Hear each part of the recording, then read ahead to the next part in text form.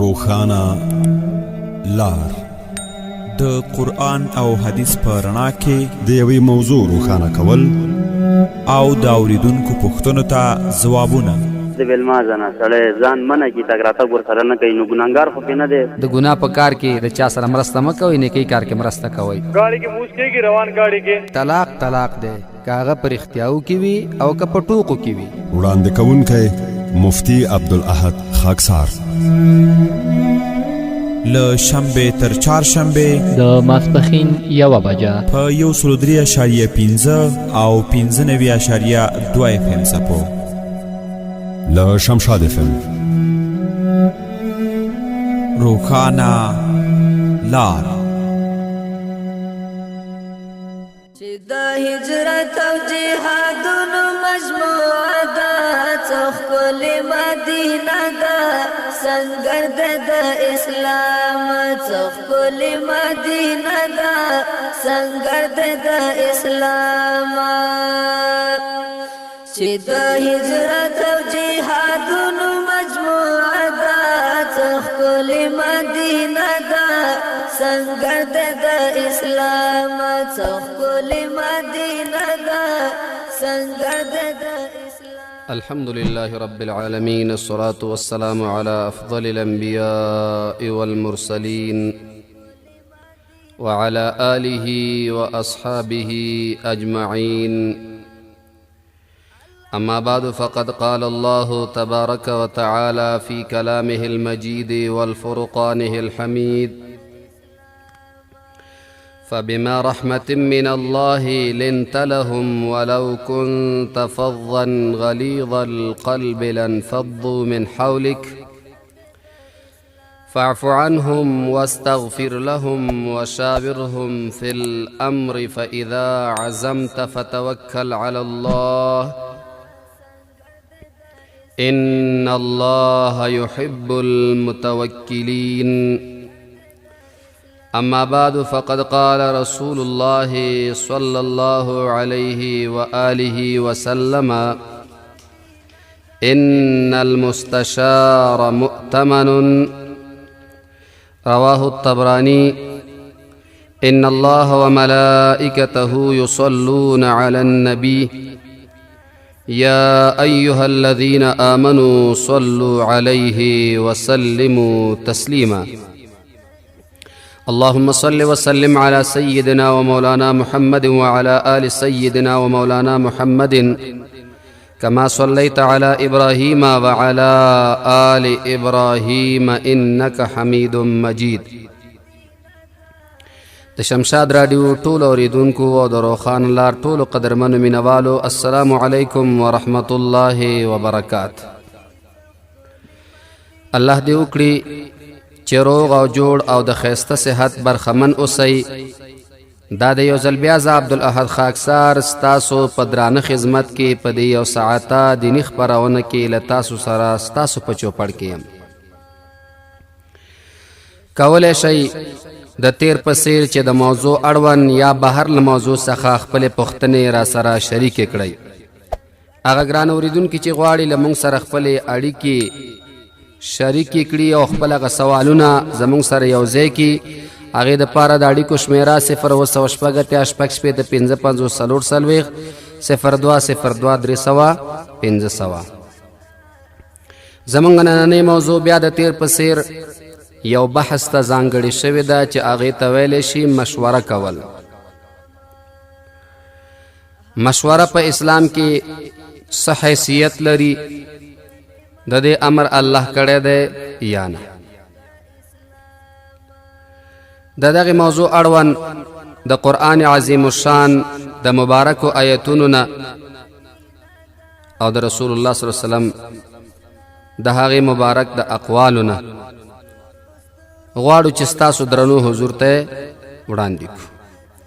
د رب العالمین جل جلاله نه د ځان د پاره د صحیح وینا او د عمل توفیق غواړم او تاسو د پاره د صحیح اوریدو او د عمل توفیق غواړم. الله دې د دوانو نصیبه وګرځي. دا کم آیت چې د سورة آل عمران 149 آیت ته په دې آیت کې رب العالمین جل جلاله سو صفات د صحابه کرامو بیانې. اولین صفات د رسول الله صلی الله علیه وسلم یو سو بیانې، بیا ورپسې د ګرانو صحابه کرامو څه صفات بیانې.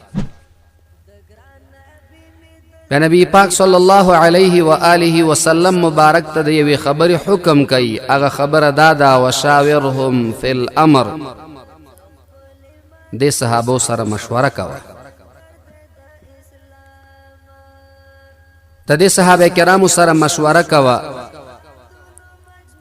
علماء کرام فرمایي چې غیر لدینه په سورۃ الشورى کې الله تعالی عام مومنانو تم دسی و امرهم شورا بینهم، دوی به مشوره کوي په خپل کار کې. مشوره کې الله یو خیر ای خیر دی. علماء کرام فرمایي چې د رسول الله صلی الله علیه و آله وسلم مبارک خو مشورې ته ضرورت نه و، ځکه هغه مبارک خو د وحی تابع و. هغه ته چې به وحی کې څه ویلی کېدل همقسې به یې کول. ولې ورته الله تعالی دلته حکم د مشورې ورکوي د صحابو سره؟ نو دوه وجې علماء کرامو ذکر کړي. یو وجه دا ده چې د دې مشورې سره به صحابه کرام خوشحاله شي. هر کله چې صحابه کرامو سره ته مشوره کې نو صحابه بستانه خوشحاله وي. هغوی به وایي چې زمونږ د محبوب زمونږ سره مینه ده، زمونږ سره محبت لري، نو ته ورسره مشوره کوه. دویمه وجه علماء کرام دا ذکر کوي و چې صحیح ده د رسول الله صلی الله علیه وسلم مبارک مشورې ته ضرورت نه و، خو الله رحیم ذات ده. الله ځکه ورته دا حکم کوي امت ته طریقه ښیي، خپل عامو بندګانو ته طریقه ښیي چې ای زما بندګانو، هغه زما بنده چې د دوانو جهانونو سردار احمد مجتبی محمد مصطفی صلی الله علیه و آله وسلم ته حکم کوم چې هغه د مشوره کوي د خپل صحابه سره د دې چې هغه د وحی تابع دی.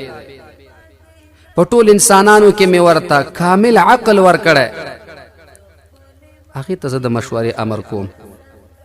نو ای بنده، تا ته په دې کې یو لوی نصیحت پروت دی. تو خو په لحاظ د هر څه کمزوری، وجود دی قوي نه دی، عقل دی دومره نه دی، علم دی دومره نه دی، نو ته به سره د دې کم علمه او سره د دې بې طاقته وجود او سره د کم ذهنه څنګه پوره یو کار وکړې؟ ته مشوره کوه. مشوره کې خیر دی. واته خبرې په یو محفل کې وشي، نو یوه خبره پکې ډېره قوي وي، هغې کې خلک عقل هم یاد کي.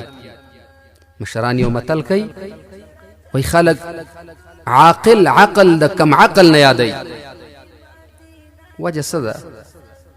وایي وجه دا ده چې کم عقل یو کار وکړي نو خلک یې ورټي، وی دګي یو څو خبرې ورته وکړي، نو عاقل په زړه کې وایي چې دا خبره زه باید چې ونه کم، که چېرته ما داسې خبره وکړه دغسې به زه هم ورټلی شم. رب العالمین جل جلاله رسول الله صلی الله علیه وسلم ته وایي ته د دوی سره مشوره کوه. وشاورهم فی الامر، مشوره کوه. د مشورې نه بعد فاذا عزمت فتوکل علی الله، کله چې د مشوره وکړه په یوه خبره باندې اتفاق ته ورسېدلی، بیا توکل په الله وکړه، په هغې کار باندې لاس پورې که. رسول الله صلی الله علیه و آله وسلم مبارک فرمایی مشوره کې الله دومره خیری خیر دی کله چې په یو خبره کې مشوره کوي هغې نه بعد یو تصمیم نیسي نو دغه تصمیم نیولو کې بیا الله تعالی در سره مرسته کوي ولې چې تا خپل وس او توان وکړه د ډېرو نه د مشورې واغستلې اوس چې کوم کار کوي الله به در سره په دې کې مرسته کوي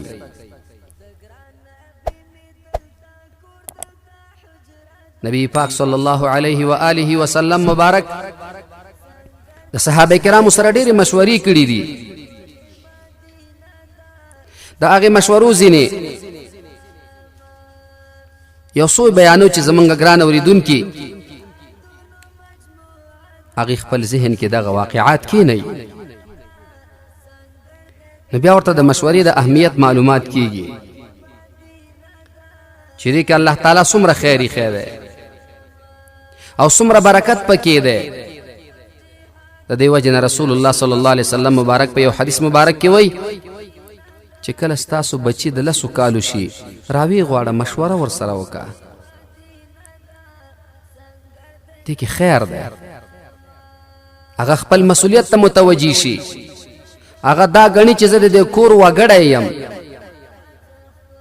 پلار زمانه د خبرو تمه لري بیا کوشش کوي ښې خبرې یادوي سبا داسې خبرې کوي چې تا پې خوشحاله کړي داسې عمل به سبا کوي چې ستا د سرلوړۍ ذریعه به ګرځېږي نو باید چې په مشوره کولو کې یو بل نه مونږ او تاسو ډډه ونه کړو بلکې د یو بل سره خپلې خبرې شریکې کړو الله ورکړی ډېر عزت دی څه ښکلې مدینه ده سنګر دی د اسلام کله چې د احد غزا کېدله رسول الله صلی الله علیه و آله وسلم مبارک د مشورې دپاره صحابه راوغوښتل مشوره ورسره کوي صحابه مدینه منوره کې دننه جنگ کوو د کافرو سره دننه مدینه منوره کې جهاد کوو که بیرون اوزو د مدینې نه د منافقینو رایه دا وه چې موږ د دننه مدینه کې جنګ وکړو او د رسول الله صلی الله علیه وسلم مبارک هم په اوله کې طبیعت دا و چې مدینه منوره کې دننه پاتې شو جنګ وکړو مګر ځینو صحابه کرامو نبی پاک صلی الله علیه وسلم ته وفرمایل قربان که دلته موږ جنګ وکړو زموږ به پناهګاه ختمه شي یا رسول الله د دې مدینې نه بیرون اوزو د احد داګې ته دغلته چې جنګ وکړو نو که شکست هم وخوړه نو کلي ته خو به کافر پرېنودو خپل کورونو ته امکان د دې شته چې هغه کافر زموږ بې عزتي وکړي یا رسول الله که د مدینې منورې د ښار نه بیرون د بازار نه بیرون دا جنګ وشي دا به ښه وي رسول الله صلی الله علیه وسلم مبارک صحابه کرامو سره خبره کوي بیخي صحیح ده لاړ د مدینې منورې نه بیرون د جهاد دپاره ځای وټاکلی شو د احد میدان یا همدغسې د دې نه وړاندې کوم جهاد چې شوی د بدر د غزا باره کې رسول الله صلی الله علیه وسلم صحابه کرامو نه مشوره اخلي څنګه کوو د کافرو سره جنگ کوو که نه صحابه کرام رسول الله مبارک ته وی یا رسول الله که ته موږ ته د دریاب ته د غورځېدلو حکم کوې موږ ستا مخې ته نه راځو قربان موږ درته د موسی علیه صلات وسلام د قوم غوندې خبره نه کوو چې د موسی علیه صلات وسلام قوم موسی علیه السلام ته ویل فاذهب انت وربک فقاتلا انا هاهنا قاعدون ته لاړ شه او ستا رب دې لاړ شي جنګ وکړو موږ به ناست یو قربان یا رسول الله که تاسو موږ ته هر رقم حکم کوئ موږ ستا د حکم تابع یو موږ ستا حکم منو یا کم دسې د خندق غزا کې چې رسول الله صلی الله علیه وسلم صحابه کرامو نه مشوره واغېستله صحابه کرامو په مشورې باندې د خندق میدان وکنستلی شي دومره اندازې پورې وکنستلی شه چې چې د نجات طمع کېدله، رسول الله صلی الله علیه وسلم مبارک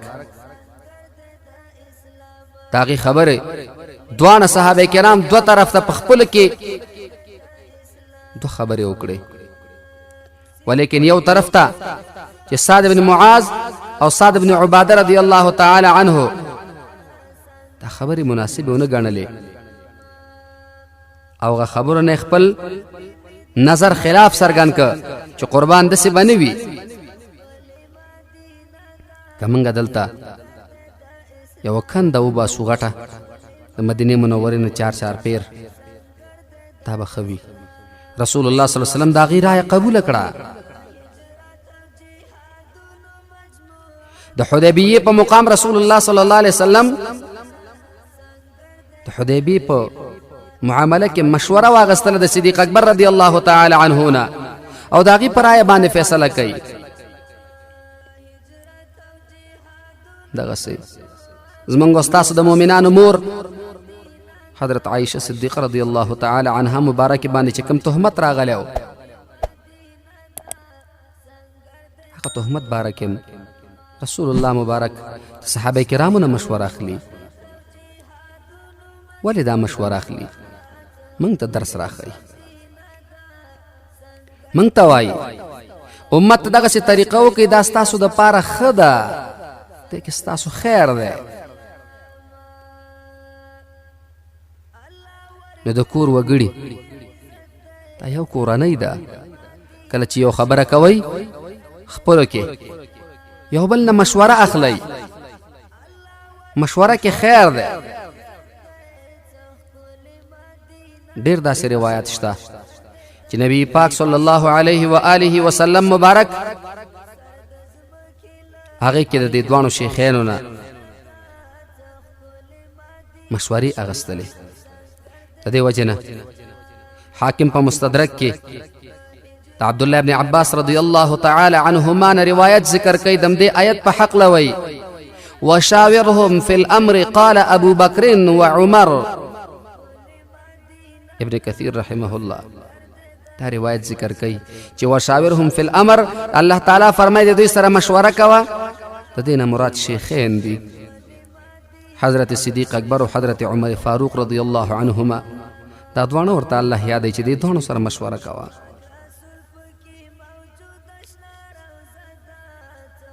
دې کې موږ ته درس دی. یا رسول الله صلی الله علیه و آله وسلم بل روایت کې داسې وایي، علامه ابن کثیر رحمت الله علیه دا روایت هم ذکر کړی. نبی علیه الصلاة والسلام صحابو ته وایي لو اجتمعتما فی مشورة ما خالفتکما. اے صدیق اکبر، اے حضرت عمر رضی الله عنهما، تاسو دوانو چې ما ته کومه مشوره راکړه په کومې رایې باندې متفق شوئ، زه د هغې خلاف نه کوم. دې نه معلومیږي دا چې مشوره کولو کې خیر وي. البته بعضې ځایونو کې یوه خبره وي چې خلک وایي اکثره بعضې دا اقوال پیش کوي او یو حدیث مبارک هم پیش کوي چې نبی علیه الصلاة والسلام فرمایي څو نښې د قیامت ښودلې دي. یوه نښه پکې دا ښودلې چې خلک نارینه د زنانه په مشوره هر کار کوي، دغه قوم به د خیر مخ ونه ګوري. و چې دې حدیث نه معلومیږي چې د بیبیانو سره خپل خود سره مشورې مه کوئ. حدیث مبارک شته، تفسیر معارف القرآن ذکر کړی، مگر داسې نه ده. قرآن عظیم الشان په ډېرو ځایونو کې داسې خبره کړې چې هغې کې د خپل بیبي سره مشوره ثابتېږي. موږ تاسو د قرآن عظیم الشان تلاوتونه کوو، په هغې کې په 2مه سپاره کې کله چې د معصوم د تینه د پرې کولو باره کې خبره کیږي، چې کله معصوم د تینه جدا کوي، الله تعالی فرمایي عن تراض منهما وتشاور فلا جناح عليهما. یعنی که یو ماشوم د تینه پرې کول وي د مور او پلار په مشورې سره پکار دی نو فلا جناح علیهما، که دې دواړو مشوره وکړه ښځه او خاوند او دا معصوم د شودو نه جدا که نو دې کې ګناه په دې نشته. نو دې آیت مبارک کې خو ذکر د دې راغی چې خپل بیبي سره مشوره کوه، بلکې که موږ تاسو د احادیثو ذخیرې ته وګورو رسول الله صلی الله علیه وسلم او د صحابه کرامو د ډیرو اعمال نه ثابتېږي چې هغوی د خپلو بیبیانو سره مشوره کړې. اوس دې خوا که دې حدیث مبارک ته موږ ګورو په دې حدیث مبارک کې ښکاره دا معلومات کېږي چې د ښځو سره مشورې مه کوئ. د دواړو تطبیق به څنګه راوړو؟ علماء کرام د دې جواب کوي، وی یو د ښځې په مشوره باندې کار کول دی چې ته ورسره یو خبره وکړي او مشوره در سره شریکه کړي او تا ته یو نظر درکړي، دا ګناه نه ده، نه دا منع ده. داسې مه کوه. مخکینی حدیث چې کوم دی د هغې مطلب دا دی چې بلکل ته د ښځې داسې غلام چې د هغې د وینا نه بغیر کلمه هم نه وایې، د دغسې ښځې په مشورې بیا کار مه کوه، ځکه هغه بیا کور کې بادشاه حیثیت لري، بیا کور کې ښځه نه وي، هغه د ښځې په جامه کې د خاوند په صفت باندې اوسېږي په دې کور کې. نو دغسې ښځه چې ټوله مشري په کور کې قبضه کړي او سړی ځان ته هسې د لوبو ګډاګی جوړ کړی، شریعت وایي دغسې زنانو خبرې بیا مه منئ، ولې ناقصات العقل دي، کیدای شي یو فیصله تا ته خراب ووایي. نو هغه حدیث مبارک هغې کې د خواهشاتو مسله ده چې یو انسان د خپل ښځې د خواهشاتو نه دومره متاثری چې هغه وایي لا اله الا الله او دی ورپسې لګیا دی. داسې مه کوه. نور مشوره د خپل بیبي سره د خپلو بچو سره دا منع نه دی. کله چې ستا په کور کې یو معامله کېږي، مثال یو جنۍ رشتې ته څوک راغله، ستا د لور غوښتلو ته څوک راغلی، نو ته به داسې نه کوې چې بس ښځه بیخي د دروازې شاته وغورځوه ستا پکې څه کار نشته. نه، مشوره وکړه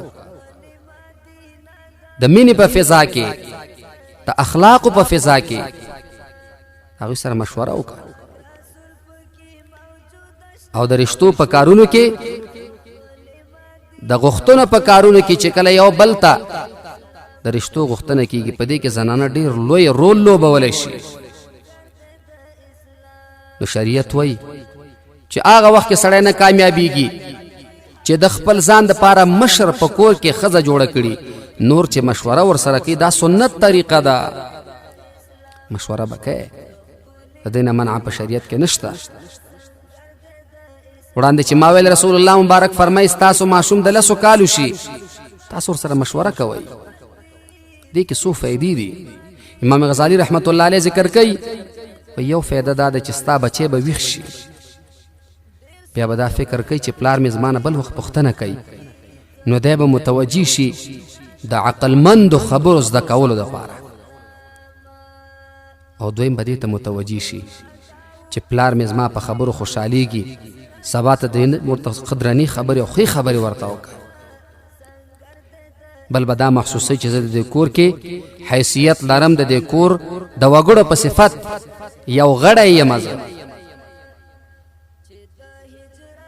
دریم به داسې وایي، څلورم چې مور او پلار مې ما ته حق را کړی، زه خپل د رای اظهار کولی شم، نو بچی به دې زړه وري. او دا چې خبره کېږي او معصوم خبره کوي او ته ورته چپ شه، خبرې مه کوه د مشرانو مخکې بې ادبه، نو دې سره د معصوم حوصله، د معصوم هغه جرأت، هغه ټول د خاورو سره خاورې شي. خبره یې واوره، که معصوم غلطه خبره وکړه پوهیږي که بچی دا خبره داسې نه ده، که صحیح وکړه تقدیر یې که شابسې ښه خبره دې وکړه. همدغه حال د لوڼو دی په کور کې چې لوریانې کله خبرې کوي، ښه خبره کوي تقدیر یې که بده خبره کوي اصلاح یې وکړه. دغه مثال د ښځې هم دی. ښه خبره کوي تقدیر یې که، خرابه خبره کوي پوه یې که، هسې مه کوه. ته به هم دغه عادت لرې که یو خبره دې غلطه وکړه او چا درته ویل چې غلطه ده او خبره دې غلطه وه، نو کلکېږه مه، خپله غلطي ومنه. مشوره کې دغه خیر وي. موتا د پیغمبر علیه الصلاة والسلام مبارک نه لوی خلق نه یو، نه عقلمن یو. الله هغې ته وایي چې مشوره کوه. مونږ تاسو خو به ضرور مشورې ته اړتیا لرو. الله دې وکړي چې د ټولو د پوهې او د فهم ذریعه ګرځېدلی. سنگر دے دا اسلام چوکل مدینہ دا، سنگر دے دا اسلام چی دا ہجرت جہادونو مجموعہ دا، چوکل مدینہ دا، سنگر دے دا اسلام چوکل مدینہ دا، سنگر دے. فضل غنی ورور له غزني نه اړیکه نیولې وه. پوښتنه یې دا وه چې زمونږ کلي کې جنازګاه ده، دیوال لري ټیټ، مخې ته یې قبرونه دي، جنازه کیږي که نه؟ نو فضل غنی وروره که دغه دیوال د یو شرعي متر په اندازه وي، شرعي متر د بل متر نه کم دی ښه، نو دا د سترې په حساب راځي، هېڅ مسله پکې نشته، جنازه کیږي. اسې هم دا مسله بعضې فقها پکې بحث کوي چې دا دیوال یم نه، مثال ادیره کې جنازه کیږي که نه؟ نو هغه علما چې وایي کیږي هغه وایي دی کې سجده نشته. نو چې سجده نشته نو دا تسبیح دی او دعا ده، نو دا خو هر ځای کې کیږي. خو به هر حال چې بیخي د اختلاف نه بهر شي، نو ستاسو جنازګاه چې دغسې دیوال ته نه تاو دی او یا اوسپنې ته تاوی کړي دي جالۍ، نو هېڅ مسله پکې نشته، کیږي پکې جنازه، څه مسله پکې نشته. بلې ویل چې په وترو کې مشخص صورتونه شته که نه؟ او شته، خو هغه که چاته یاد وي بهتره دا ده چې دا خپل کم چې درته یاد دي دغه پکې ووایه، دا به ډېره وي انشاءالله. د هغې نه به اجر کم په دې نه وي چې کوشش وکړې چې ته یاد کې، نو فایده به دې وي پکې، مګر ګران اوریدونکي ټول دی واوري چې تلاوت د قرآن څونه زیات کېږي دونه ثواب یې په دې کې. درېیمه پوښتنه دا وه چې د ښځو ویښتو قینچي کول مخې ته څنګه دي؟ ګوره یو خو داسې ویښتان دي چې هغه په سترګو کې ننوځي او د داسې وربلکی غوندې پرېښودلی، نو داسې ویښته پرېښودل دپاره د زنانو نه دی په کار، ځکه دا بل ته دعوت ورکول دي، داسې نه که کور کې خپل کوي خیر دی، بیرون دې نه کوي. کور کې هم که چېرته نامحرم ورسره وي به داسې اعمال نه کوي. او داسې قینچي کول ویښته چې د سړو یا د هلکانو پېښې کوي، داسې شریعت منع کړي. باقي که چېرته خرابې ویښته او غاړې ته نه اخلي، دې دپاره چې دا ویښتې برابر شي نو خیر دی. عالمه خورکۍ د خوست نه اړیکه نیولې وه، وایي چې ثوابي روژه د جمعې په شپه نیول څنګه دي؟ نو د جمعې په شپه خو روژه نه نیول کېږي، په ورځ کې روژه نیول کېږي. نو د جمعې مبارکې د ورځې بارکې زمونږ د فقهاو اقوال دوه قسمه دي. یو ورته د کراهیت قول کوي، یو چې مکروه نه ده. خدا ده چې مکروه نه ده، مګر که دې سره یو بله ورځ یو ځای شي نو خیر ده، بهتره به شي. که چېرته بیا په دغه ورځ درته رخصت میلاوېده او په دغه ورځ باندې ستا رخصتي وه یا کار نه و کور کې، نو کولی شي چې وینیسې، خو په دې نیت به یې نه نیسي چې په دې ورځ کې بهتري شته او بله ورځ کې نشته. نجیله خورکۍ د جلالاباد نه اړیکه نیولې وه. پوښتنه دا وه چې 3 کاله مخکې مې روجې خوړلي، نیمې مې نیولې دي او نیمې پاتې، او معدې مرض هم لرم، څه وکړم؟ او دا یې مو ویلې چې دا روجې ما په معصوم باندې خوړلې وې، ما ته ډاکټر دغسې ویلي. نو خور که په معصوم دې خوړلې دي او که نور بیماری د وجې نه دې خوړلي، خو چې عذر پکې دی نو کفاره خو در باندې نشته، مګر قضا چې څومره دې نیولې دا خو دې ونیول، باقي کوشش وکړه چې وینیسې. که چېرته مثال پته ور باندې تا ته ډاکټر وایي چې ستا دا مرض دوامداره دی، ته به د هغې فدیه ورکړي او نیت به دا لري چې کله خدای ښه کړې ته به یې نیسې، بیا چې الله تعالی خکړې دغه روجي به اونیسي ستا دغه تیر پیسې چې د کم ورکړي دا به صدقه کې الله تعالی حساب کی او روجي به دې قضا راواړې بیا او کچیرته الله مکه ستا دا بیماری وګده شوه او دغه کې د مرض کې لاړې د دنیا نه نو هغه ستا دپاره فدیه شوه بیا نازیه خور کوي له پروان نه اړیکه نیولې وه ویل چې ورور مې د مور سره ښه اخلاق نه کوي او واده یې کړی یتیمان دي نو اکثر هلکان داسې وي اولاد د مور نه ډېر نه ویرېږي مشران یو متل هم کوي چې پلار په کور نشته او د عادي ډار نشته نو یتیم اکثر ورانېږي داسې چې ډېر وخت سړی ورته مور ورته ډېره مینه ورکړي وایي چې دا یتیم دی نو چې بیا کله غټ شي نو یتیم نه پورا بابا ته نه بیا جوړ شوی بیا د ټول کور فیصلې د په خپل لاس کې واخلي نو که چېرته څوک وي ماما دی وي او یا کاکا دی وي باید چې پوهېږي په خبره په طریقه دی پوهېږي خبرې دی ورته وکړي ښه عاقل او بالغه دی ځکه چې واده کړی خو عاقل او بالغه دی ملامت و سلامت دا د سره معلوم کی چې څوک دی او څوک نه دی او دا چې د مور سره بد اخلاقي کې ښه کار نه دی او که چېرته د خاندان کې ښه پوه هوښیار سړی که څلور پنځه څپېړي وایي ښه به ځکه چې دی په خبره پوه شي مور ته د سره څومره خواري او محنت کړی دا یې په غېږ کې لوی کړی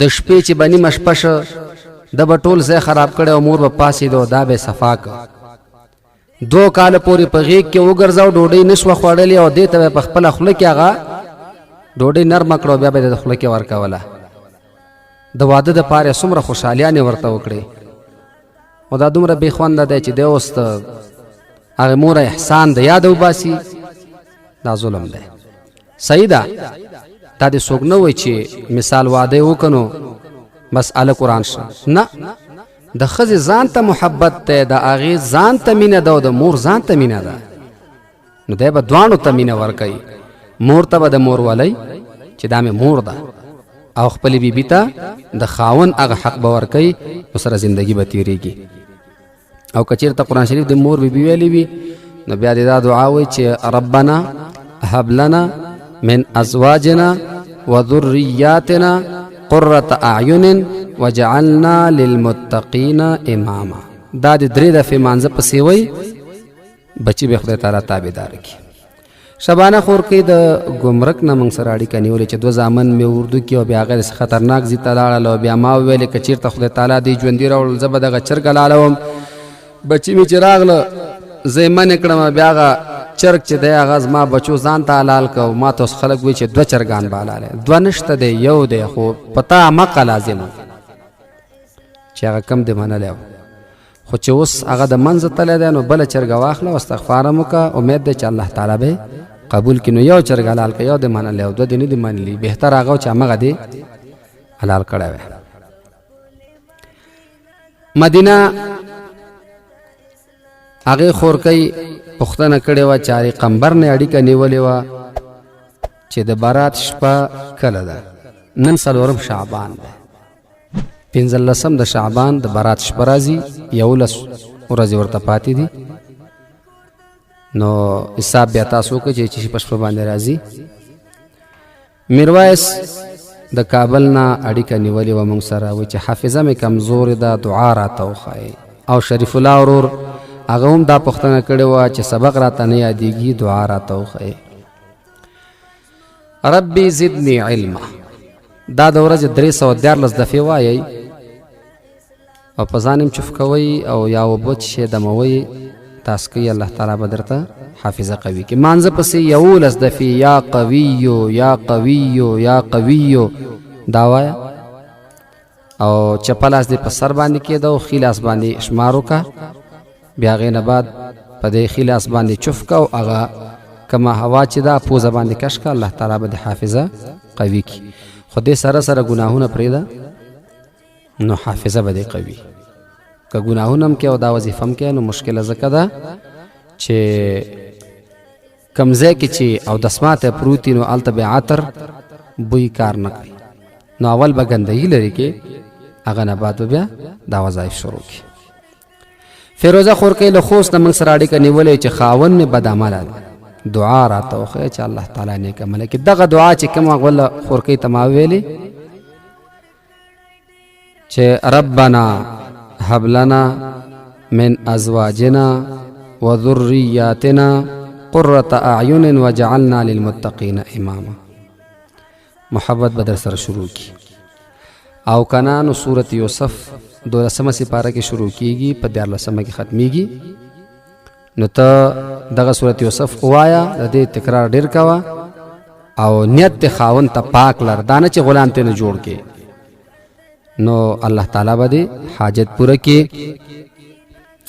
سید احمد رور وای چې مخکې مم اړیکه نیولې و بیا جواب نو شو والله اعلم کېدش زما زمونږ د ذهن نه وتلی و چې خلک راته وای یعنی علما او تزم راته وي چې د ماشومتوب کې نظر شوی سو کوم بعضې مې وی ډاریم چې کېدای شي دا ته نقصان درکړي. صحیح ده ورور، نظر حق دی ښه، د نظر اثر هم حق دی. رسول الله صلی الله علیه وسلم ویلي چې د نظر اثر حق دی او نبی علیہ الصلوۃ والسلام پسې نظر باز لګل او چې ته د نظر کا. دا آیاتونه د 29 سپاره سورۃ نون اخرنی آیاتونه دي.